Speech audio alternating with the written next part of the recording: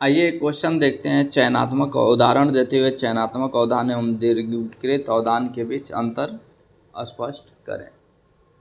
अभी हमने पिछले वीडियो में चयनात्मक अवधान को भी देखा था और उसके स्वरूप को भी देखा था, और इसके अलावा उसके कई सारे सिद्धांत होते हैं, जिसमें नॉर्मन बाउरो मॉडल, निसेर मॉडल और भी कई सारे मॉडल होते हैं, और मार्ग विरोधी सिद्धांत भी होते हैं, और दीर्घिकृत अवधान में भी कई सारे हैं। तो आइए और सबसे पहले हम इसे देखते हैं, और जैसे ही हम इन चीज़ों के बारे में देख लेंगे वैसे ही हमारा ये चीज़ क्लियर हो जाएगा कि चयनात्मक सिद्धांत और दीर्घिकृत सिद्धांत में अंतर क्या होता है। सबसे पहले आप जान लें कि चयनात्मक सिद्धांत यानी हम चयन करते हैं कि किसी चीज़ पे ध्यान हमें देना है और उस चीज़ पे हम ध्यान दे पाते हैं।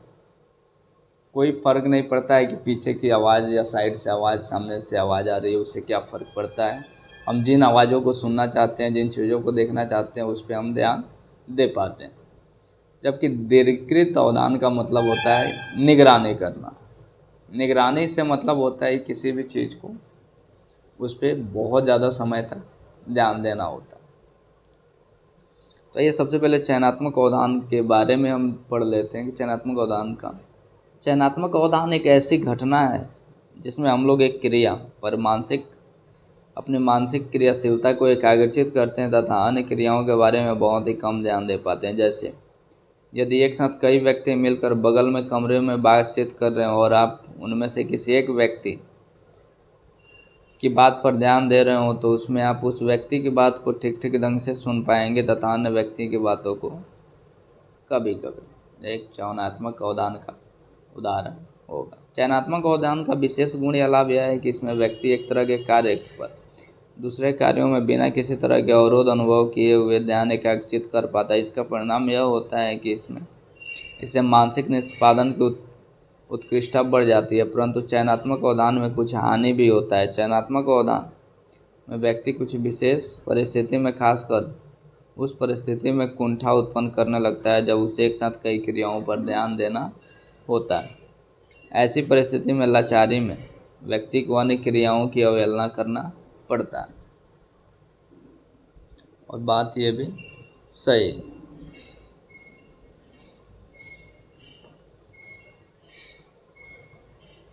व्यक्ति को जब कई तरह की सूचनाओं पर एक साथ ध्यान देने के लिए कहा जाता है तो उसमें कुछ सूचना पर वह ध्यान दे पाता है तथा कुछ सूचना पर वह ध्यान नहीं दे पाता है।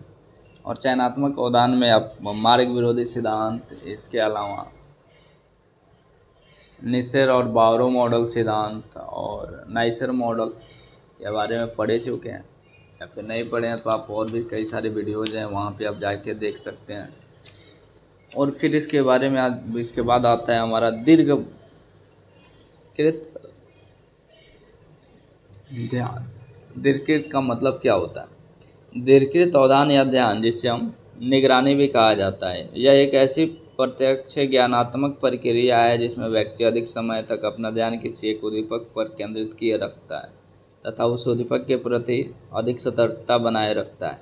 दीर्घिकृत अवधान में अब यहाँ पे आप देख सकते हैं अंतर स्पष्ट करना है तो चयनात्मक अवधान में किसी भी एक ही चीज़ पे ध्यान देना होता है, जिस चीज़ को हमें करना है, और इसमें क्या है कि उस चीज़ पे जिससे हम कर रहे हैं, जिस पर ध्यान देना होता है, उस पर काफ़ी ज़्यादा सटीक यानी बारीक नज़र बनाए रखना पड़ता है, क्योंकि हम उसकी निगरानी कर रहे हैं, यानी विजिलेंस।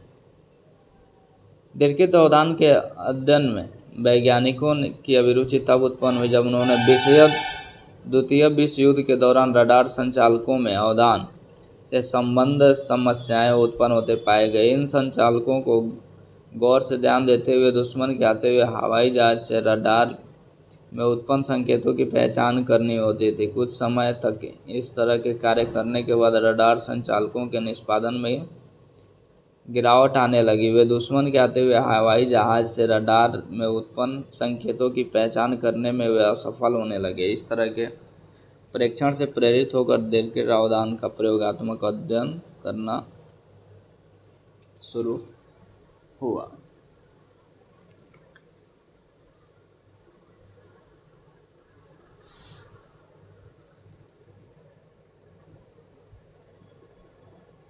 मनोवैज्ञानिकों को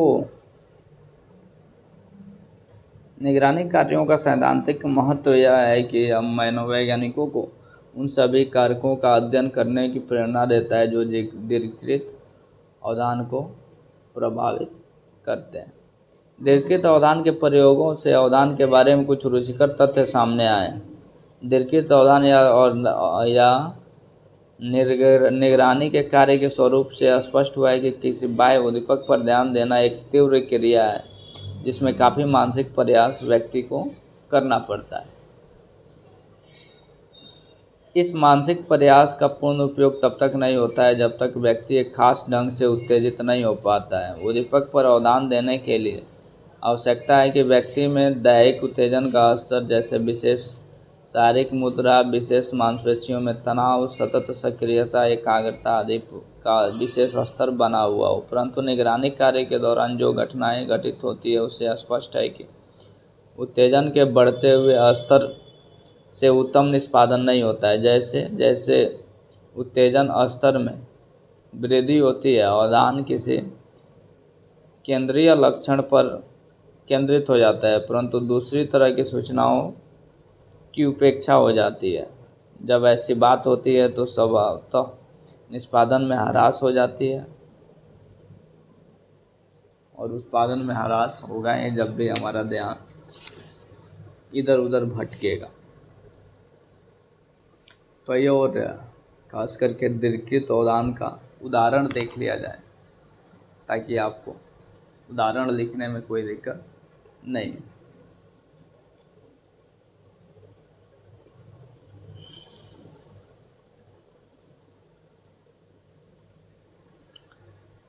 इसमें प्रयोग में जो रडार के अनुरूप प्रदर्शन, जिसे गहरी परीक्षण कहा गया, का उपयोग किया गया। इस परीक्षण में प्रयोग की गई नीमा परिधीय उपकरण में काला संकेतक यानी ब्लैक पॉइंटर के गति पर गौर से ध्यान देने के लिए कहा गया। घड़ीनुमा परिधीय उपकरण पर कुछ लिखा नहीं था, उसमें किसी प्रकार का कोई संकेत नहीं था। सुई प्रति सेकंड 0.3 इंच की गति से आगे बढ़ता था तथा कभी कभी बीच में उसकी गति दोगुना अर्थात 0.6 सेकंड हो जाती थी। प्रयोज्यों को उस बटन दबाकर अनुक्रिया करना था तथा उसे अब प्रतीत हो कि सुई दोगुने गति अर्थात 0.6 इंच प्रति सेकंड की गति से आगे बढ़ा है। प्रयोज्य को इस कार्य में 2 घंटे तक लगाया गया। परिणाम में देखा गया करीब आधे घंटे तक दीर्घकृत अवधान उक्त कार्य पर ध्यान देने के बाद उनके निष्पादन में कमी आने लगी। प्रयोज्य प्रत्येक 4 पहचानने वाले संकेत में से एक की पहचान करने में असफल होने लगा। मैकवर्थ के बाद में भी कई मनोवैज्ञानिकों द्वारा इस तरह के प्रयोग किए गए जिसमें मैकवर्थ के निष्कर्ष के ही समान निष्कर्ष पाए गए। इसमें टिकनर द्वारा किया गया प्रयोग काफ़ी महत्वपूर्ण है।